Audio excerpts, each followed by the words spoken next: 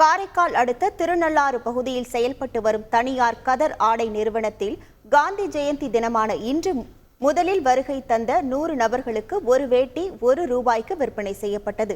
மக்களிடையே கதர் ஆடை பயன்பாட்டை ஊக்குவிக்கும் விதமாக இந்த முயற்சி மேற்கொள்ளப்பட்டுள்ளது.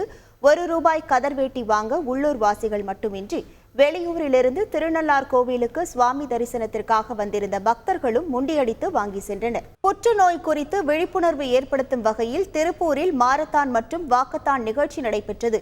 திருப்பூர் மாநகர் காவல் துணை ஆணையர் அசோக் கிரீஷ் யாதவ் இந்த நிகழ்ச்சியை தொடங்கி வைத்தார். காந்திநகர் பள்ளி மைதானத்தில் தொடங்கிய மாரத்தான் அதே மைதானத்தில் நிறைவடைந்தது.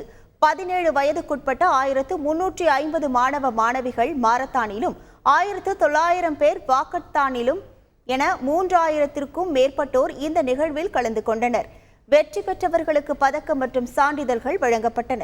நாமக்கல்லில் ஒரே நேரத்தில் 2000 மாணவர்கள் சிலம்பம் சுழற்றி சாதனை படைத்துள்ளனர். நாமக்கல் மாவட்ட சிலம்ப பயிற்சியாளர்கள் சங்கத்தினர் இந்த ஏற்பாட்டை செய்தனர்.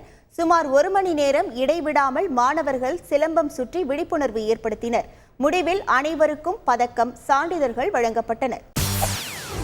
செய்திகளை உடனுக்குடன் தெரிந்து கொள்ள உடனே சப்ஸ்கிரைப் பண்ணுங்க.